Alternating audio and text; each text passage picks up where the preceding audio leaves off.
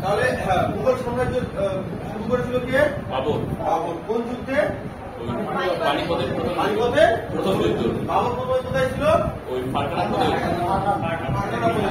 কোথায়? ওখান থেকে কোথায় এলো? সমরকন্দে। সেখান থেকে কোথায় এলো? ঠিক আছে। বাবর যখন এই সমস্ত এরিয়াগুলো দখল করে চলছিল সেই সময় ভারতবর্ষের কোন বংশ ছিল? দিল্লি থেকে বলেছিল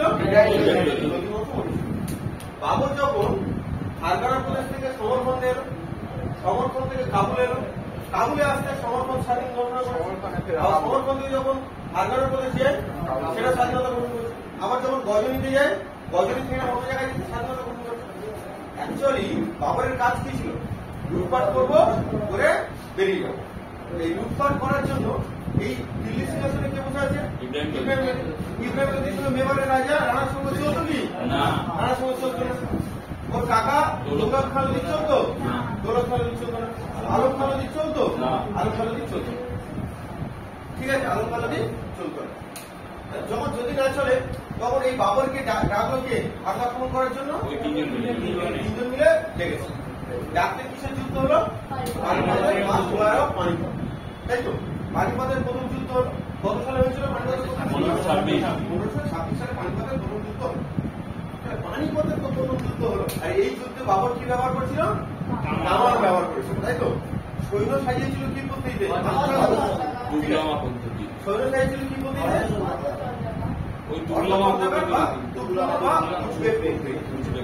আর বারুদ বা কামান রেখেছিল উজবেকিস্তান পদ্ধতি, উসমানিয়া পদ্ধতিতে বা রুমি পদ্ধতিতে।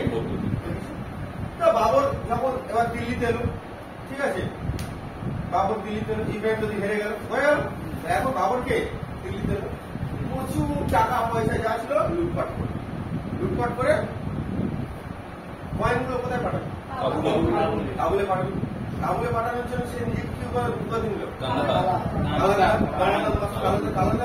প্রচুর দান করে।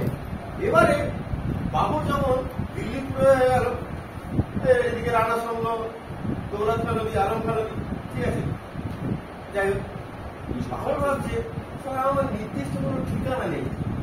আমি যখন ফারগানা প্রদেশে ছিলাম, সমরকন্দে ছিলাম, কাবুলে ছিলাম, আমার তো নির্দিষ্ট কোনো ঠিকানা নেই। পাহাড়ে ঘেরা এক জায়গাতে, আবার এইখান থেকে আমি কাবুলে ফিরবো, আবার এটা জয় করবো, আবার ওটাই যাবো, এটা হাত ছাড়াবে, এটাই যাবো, ওটা হাত ছাড়াবে। এক কাজ করি, আর এদিক ওদিকে গিয়ে কোনো লাভ নেই, আর এখানেই বাসাবো, এখানেই থাকি। এই কথা এখন কোনোভাবে রানার সঙ্গের কাছে এসেছি। রানার সঙ্গে বলে কি ব্যাপার? ওর কথা ছিল তো মানুষ করে পালাবে, থাকার কথা তো হয়নি এখানে, এ তো খুব খারাপ খবর। রানার সঙ্গে বাবর বলছে, দেখ বাবর, এগুলো কিন্তু খুব খারাপ। আমাদের সঙ্গে ইব্রাহিম লোদি বেইমানি ছিল, আমি তো তোমাদেরকে আমাদের দল তোমাদেরকে তোকে ডাক করেছে, এসছি, যুদ্ধ করেছিস, মালপত্র নিয়েছিস, চলে যায়, আমরা তো ভাবতে চাইনি। বলে না না, আমি এই পরিবেশ ছেড়ে যাবো, চারিদিকে সমভূমি, এত সুন্দর বাগান, এত কিছু, একদম সমভূমিত। পাহাড়ি অঞ্চলের লোকজন কি হয়? কম হয়, ঠিক আছে, লোকজনের দেখা নেই, মন খারাপ হলে কারো ডাকলে আসতে হয়। এখানে সব রকম আছে, আনন্দ আছে, খুশি আছে, বাবা বুঝতে দিয়ে ভারত আমার হেভি জায়গা, এখানে ছেড়ে যাওয়া যাবে। আর এদিকে আমার সঙ্গে বলে এ তো ভোটে মেরে দেওয়া যাবে ব্যাপারটা। বাবা বলছে এখানে এত লোকজন, এত মানুষের ভালো ব্যবহার, তোর মতো লোক এসেছে, নিজের দিক থেকে মারপিট করানোর জন্য আমার ডেকে এনেছে। দৌলত খান ওদিকে মতো ভালো মানুষ আছে, আমাকে ডেকে এনেছে। তা তোমাদেরকে ছেড়ে আমাকে যেতে ইচ্ছা করে? না, এইসব কিন্তু কোনো কথা হয়নি। বলে এত জনসমাগম, ছেলে মেয়ে, কত এন্টারটেনমেন্ট এখানে আছে, ঠিক আছে, আমি যাবো। যেহেতু উপায় খুব খারাপ, তখন বলছে না, যেতে হবে। যেতে পারি একটা শর্ত, আমার সঙ্গে যুদ্ধ করতে হবে, যদি তুমি জিতে যাও তুমি থাকবে, আর আমি যদি নেই আমি বলে তাই নাকি? মাল 2 টাকার জিনিস, আমরা 3 জন মিলে সাহায্য করতে, তবে যুদ্ধে জিতেছি। আমি রানা তোমাদের আমার সঙ্গে চ্যালেঞ্জ, ঠিক আছে।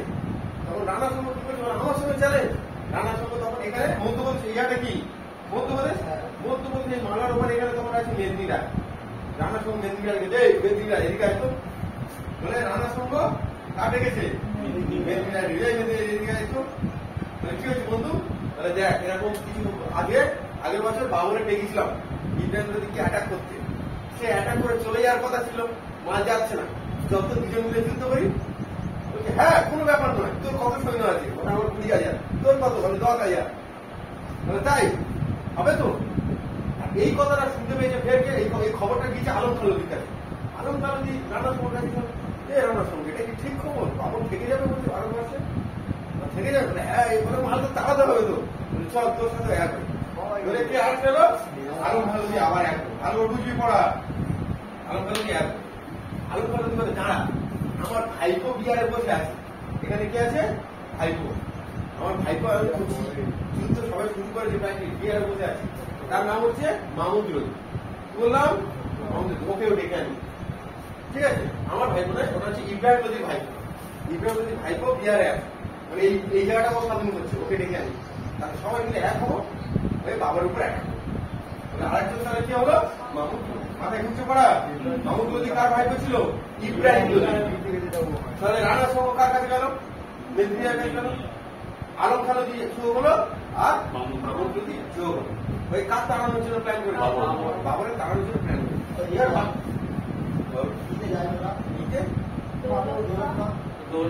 না দৌলত নেই, সে কালকে।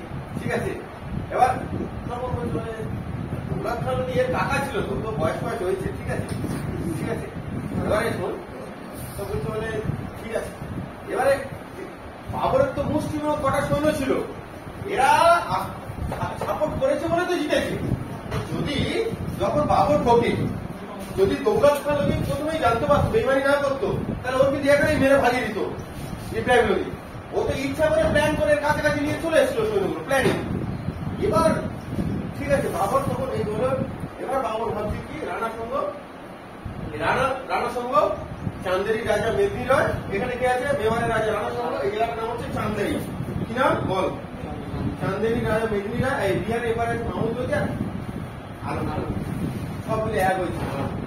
বাবর ভাবছে এই কথা শুনতো, শুনতে সবার ডেকেছিল, বাইরে দাঁড়া, সব দাঁড়া, তাদের দাঁড়া, খবর খারাপ আছে, আমাদের উপর এবার অ্যাটাক হবে। লাইনে দাঁড়িয়ে এ বলছে 20,000, এ 10,000, এর নিচে 10,000 সমেত আলম খালুদির ইব্রাহিম লোদির হাফ সৈন্য ছিল আলম খালুদির কাছে। এ তো প্রচুর সৈন্য, কি করা যায়? তখন সব বাবরের যত সৈন্য ছিল ওরা কত লোকের সঙ্গে শুনছে আমাদের বেরোটা সম্ভব। আর কত জিনিসটা আমাদের খুবই খারাপ, কত খাবার নেই, কত বারুদ নেই। যাই হোক কি করে মোস্তাদ আলী আর মুস্তফা খান তখন ছুটি গেছে, যারা বারুদ হবে। ঠিক আছে, ছুটি গেছে। কি করবে করতে এখন বাবর এবার প্ল্যান করেছে। হ্যাঁ আমরা সমর্পণ জয় করেছি, কাবুল জয় করেছি, হয়তো হাতছাড়া হয়েছে, সেটা পরে গজনী জয় করেছি, দিল্লি পর্যন্ত জয় করেছি। আর এইখান থেকে হেরে কাবুলে যাবো? নিজেদের বিবেক বুদ্ধি বলে কিছু আছে? এইখান থেকে যদি কাবুলে আমার হেরে যেতে হয়, তোমরা যাবে আমার গলা কাটা মন্দির যে কাবুলের মাটিতে যেতে পারো।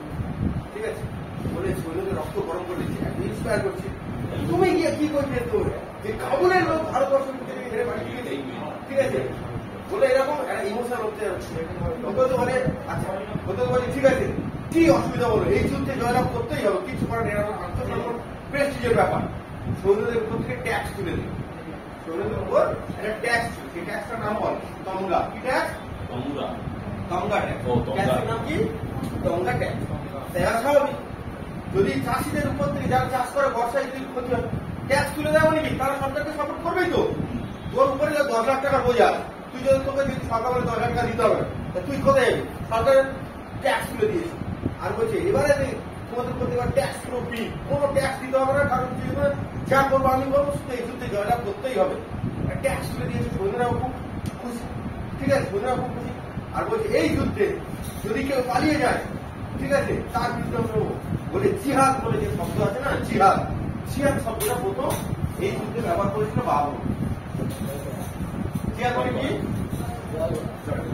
ঠিক আছে, এই শব্দটা প্রথম ব্যবহার করেছে। বলে যা হয় হবে, বলে সৈন্যদের পুরো রক্ত পুরো গরম করে দিয়েছে। হ্যাঁ কোন প্রয়োজন আমরা লড়বো, যা হয় হবে। এত উপর যাচ্ছে, আমরা কাবুলের লোক। কাবুলের লোকজন দেখি আফগানিস্তান, তারপর স্বাস্থ্য ভালো, বর্ষা সুন্দর, চেহারা গরম করা দেখে খুব হিট হৃষ্টপুষ্ট। ঠিক আছে, হিষ্টপুষ্ট। ঠিক আছে, তোদের মতো শরীরে এত হেরে চলে যাবে, চলে চলে এদিকে রান্নার সঙ্গে মিলে আলো সঙ্গে কি যুদ্ধ হলো? হানুমান কি নাম বল? হানুমান কত সালে? 40 সালে হানুমান যুদ্ধ হচ্ছে বাবরের সঙ্গে এত সুন্দর লড়াই করেছে, এত ফাইট করেছে। আর যুদ্ধ ওদেরকে মুস্তাফা খান আর ওস্তাদ আলী ছুটি দিয়ে চলে এসেছে বাড়ি বাঁধতে যুদ্ধ করেছে, ঠিক আছে বলে হানুমান যুদ্ধ হলো। হানুমান যুদ্ধে কি জয়লাভ করলো? বাবর জয়লাভ। কি করে হানুমান যুদ্ধ কাদের কাদের মধ্যে হলো?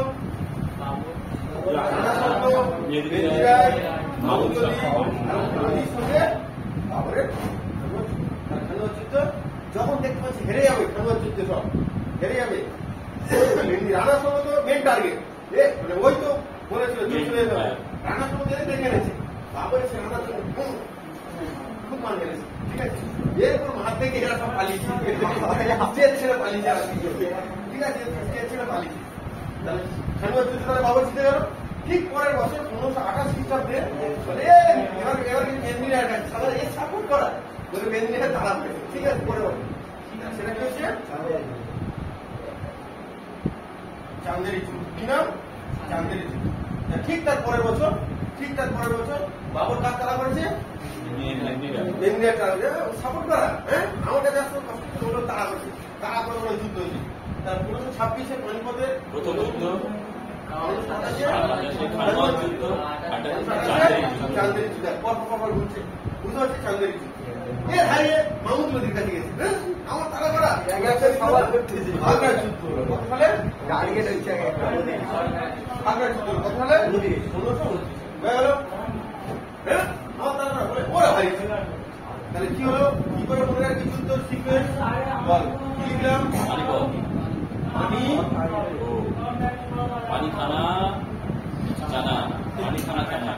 পানিপথের প্রথম যুদ্ধ 1526, খানুয়ার যুদ্ধ 27, চান্দেরি যুদ্ধ 28, আর খাগড়া যুদ্ধ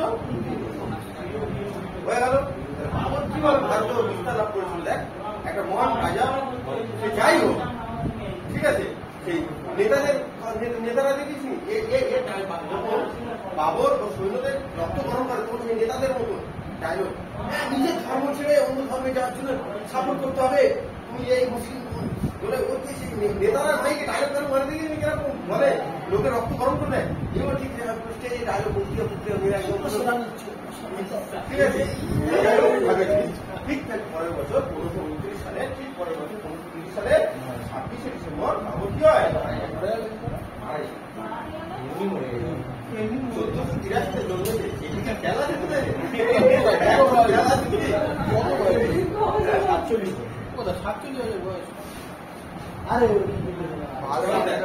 বাবরের পুরো লাইফ হিসাব করলি। এবার বাবরের কিছু কাজ আমরা করবো, ঠিক আছে, কি কি করেছে কি না করেছে, এদিকে দেখ কি করেছে কি না করেছে ডিটেলস করবো। এইটুকু টপিকের মধ্যে কারোর কোনো অসুবিধা কি বল? পানিপথের প্রথম যুদ্ধে কে কে যুদ্ধ লাভ করেছিল? দৌলত খান, রানা সাহেব, আউল খান। কাকে গেছিল? খানুয়ার যুদ্ধ কবে হলো? কে গেছিল? রানা সাহেব, চান্দেরি যুদ্ধ কত হলো? 28 মেদিনীরা। আর 1529 কি হলো? তাহলে জিয়াদ শব্দের প্রয়োগ কে করেছিল? কোন যুদ্ধের জন্য? কোন যুদ্ধটা সব থেকে বেশি পানিপথের দিকে খানুয়ার যুদ্ধ ভাইরাল ছিল। পানিপথের যুদ্ধ তো একটা ছোট্ট জায়গায়, ওকে তো ইনভাইট করে প্ল্যানিং করে করা, ঠিক আছে। এবারে দেখ বাবরের কিছু জিনিস আমরা বলবো, কিছু লাইট বলবো বাবর কি করেছিল। বাবর, ঠিক আছে, সেই সময় বাবর কি করেছিল? দিল্লিতে উত্তরপ্রদেশ দিল্লির যে বর্ডার আছে না, ওখানে আগ্রা শহর আছে, আগ্রা শহরে ওখানে আরামবাগ বাগান তৈরি করেছিল। আরামবাগ কি করেছিল? বাগান তৈরি। সেই সময়কার ইতিহাসে এই বাগানটা এত সুন্দর আর কি বলো মানে ভরপুর পরিবেশ ভরা, ভাবার বাইরে। গাছ থেকে পাহাড়, গাছে গাছ, ফুল গাছ, ফল গাছ, যত দামি দামি গাছপালা ছিল সবগুলো এত সুন্দর rho wise line wise maintain করা খাওয়ার বাইরে। তুই এইখানে জল দিলে শেষ গাছ পর্যন্ত এক ফোঁটা জল চলে যাবে, কোনো গাছে জল হবে না, একদম পরিপূর্ণভাবে করা। এটা বাবরের স্বপ্নের জায়গা ছিল। তাহলে আরামবাগ বাগান কে করেছিল? বাবর করেছিল। এই যে বাগানটা, ঠিক আছে, মানে স্কোয়ারে করা, মানে 4 কোণা পুরো, বুঝতে পারছি একটা হিসেবে পুরো 4 কোণা। এই ওদের মধ্যে এই পদ্ধতিটাকে বলা হয় মঈনুদ্দিন পদ্ধতি। কি নাম? মঈনুদ্দিন হয়ে গেল।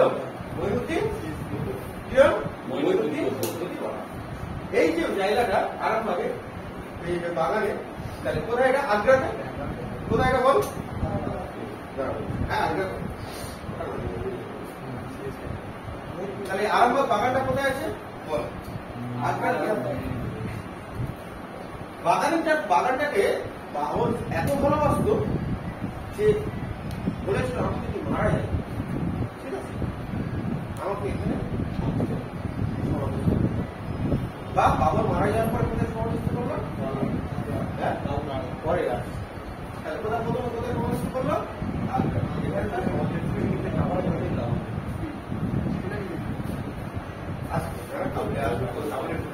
পরে আসছে।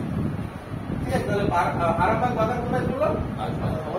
বাবার মারা যাওয়ার পর কোথায় সমাধিস্থ? কোথায়? আরামবাগ বাগান। সেটা কোথায় আছে? বাবর নিজের আত্মজীবনী লিখেছে। কি নাম?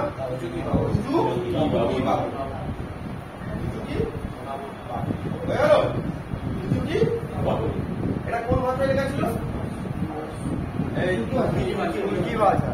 বাবরি কোন ভাষায় লেখা ছিল? ভাষায় লেখা ছিল। তুজিকি বাবরি কার? দেখবি আমরা এখনো পর্যন্ত প্রত্যেকটা মহান ব্যক্তিদের বায়োগ্রাফি করি, তাদের লাইফ হিস্ট্রি কেন করি? সে তার জীবনে যা ভালো করেছে, যা শিখেছে, যা ভুল করেছে, সেগুলো আমরা জ্ঞান অর্জন করি। আর তার ভুল থেকে কি আমাদের জীবনে চলার পথে যাতে রকম ভুল হয় সেই শিক্ষা। হ্যাঁ কিনা?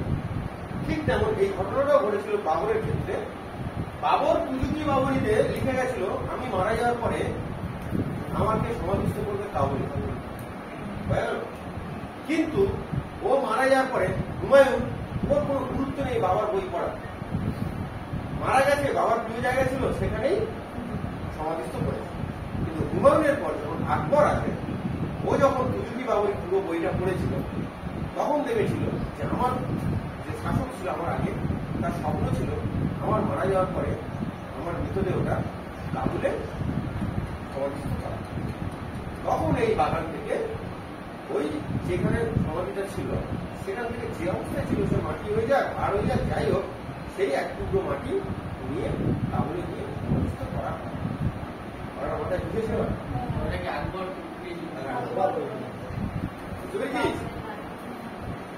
হয়ে গেল। এবার দেখ তুজুকি বাবরিতে বাবর বলছে কি আমি যখন ভারতবর্ষে আসি, এসে দেখলাম ভারতে মাত্র 2টো হিন্দু রাজ্য আর 5টা মুসলিম রাজ্য আছে। কি বললো? ভারতবর্ষ যখন আসলো, আবার তো ভারতবর্ষে এসে ভারতবর্ষে এসে ওই বছর কি হয়ে দেখলো কি ভারতবর্ষে মোটে 2টো হিন্দু রাজ্য আছে। 2টো হিন্দু রাজ্য কি কি ছিল? মেবার আর বিজয়নগর। অলরেডি বিজয়নগর আছে তো তখন, হ্যাঁ কিনা? আর মেবার আর কি? এই 5টা মুসলিম রাজ্য কি কি ছিল? ও তো এসেই দেখলো দিল্লিতে সিকান্দার দিবস আছে, তাহলে দিল্লি একটা, তাই তো? আচ্ছা, মালওয়া, গুজরাট, বাংলা আর বাবুল। বুঝতে পারছিস? তাহলে 5টা যে মুসলিম রাজ্য ছিল কোথায় ছিল? দিল্লিতে ইব্রাহিম নদী আছে, দিল্লির তলায় মালওয়া, গুজরাটে ফিরোজ শাহ ছিল, ওসব পরে আছে গুজরাট। আচ্ছা, তারপর তোর বাহমনি আর বাংলা। বাংলায় ব্রহ্মপুত্র দিচ্ছিল বিহারের আশেপাশে, দেখা লাগতো ম্যাম। বুঝতে পারছিস? এই রাজ্য ছিল। তাহলে বাবরের তুজুকি বাবরি কি ভাষায় লেখা? তুর্কি ভাষায় লেখা। ওদের বলছে কি কটা হিন্দু রাষ্ট্র ছিল? কি কি জানতে হবে, অত পরীক্ষা অত ডিগ্রি দেবে। তুজুকি বাবরিতে বাবর কয়টি হিন্দু রাজ্যের কথা বলেছে বা হিন্দু রাষ্ট্রের কথা বলেছে, এটা পরীক্ষায় আছে। দুটো কথা মুসলিম একটা কথা বলেছিল, এটাই বইতে আছে এখন ডিটেলসে। ঠিক আছে, তাহলে বাবরের সমাধি প্রথম কোথায় দেওয়া হয়েছিল? পরে আরামবাগ বাগানে আগে। সেই সমাধিটা পরে কোথায় ট্রান্সফার করা হলো? কাবুল। এই হিস্ট্রিটা কাবুলের যে সমাধি করা হলো সেটা বুঝতে পেরেছি। আর কোনো ডাউট থাকবে? ডাউট থাকবে। এবার তাহলে বাবরের প্রথম সমাধি কোথায় বল? ঠিক আছে, আরামবাগ আগ্রা। তারপরে কোথায় নিয়ে যায়? কাবুল। বাবর যখন প্রথম বাবরের ভারতে যখন ঢোকে তখন প্রথম যুদ্ধ কি ছিল? পানিপথের প্রথম যুদ্ধ। যাই হোক, বাবর যখন পানিপথের যুদ্ধ আসে পরে তার সাথে করেছিল ইব্রাহিমের সাথে কত ডিটেলসে যাচ্ছে ছোট বড় এই যে পানিপথের যুদ্ধ কত করা হয় তখন অলরেডি বাবরের 4টে ছেলে কি কিনা হচ্ছিল? কামরান, হিন্দল, আসকারি আর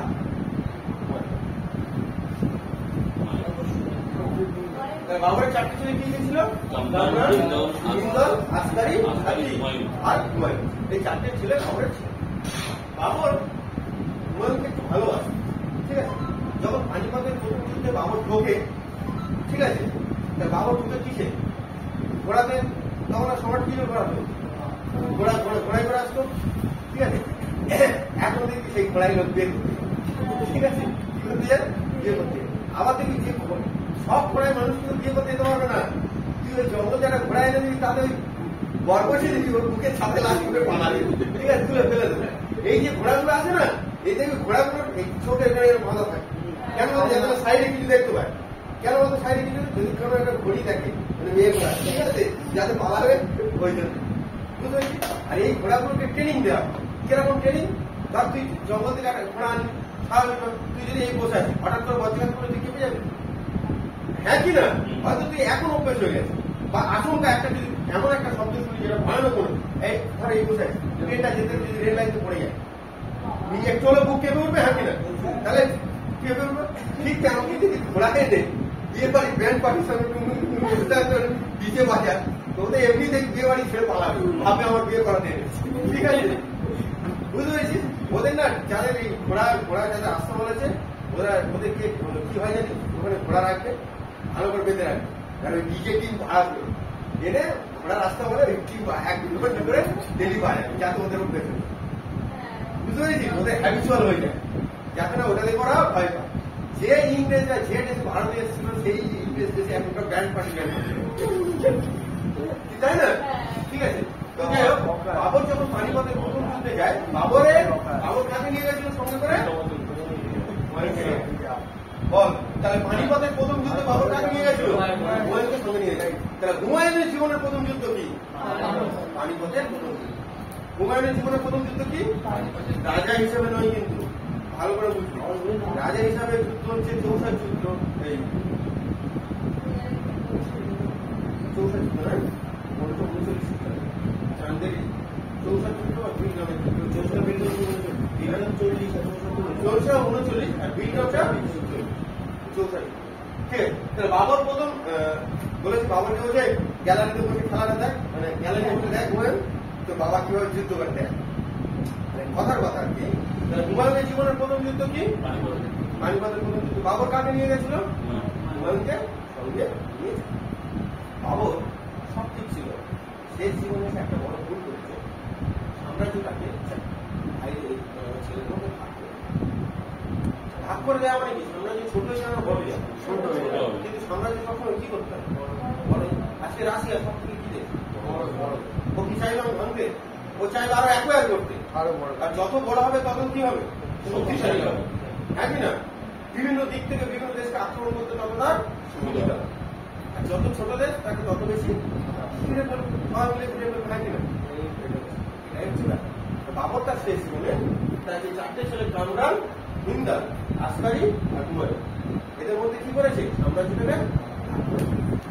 হুমায়ুনের বোনের নাম কি? তাহলে ওটা কার মেয়ে?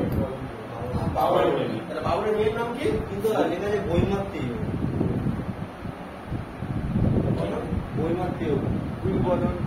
নিজের মায়ের সে যাই হোক ওসব পরীক্ষায় তার বাবার চাকরি ছিল নাম কি? কর্পোরাল মেয়ের নাম কি? ঠিক আছে, তার বাবরের লাইফ স্টোরি প্রক্রিয়া কোনো ডাউট আছে? ঠিক আছে,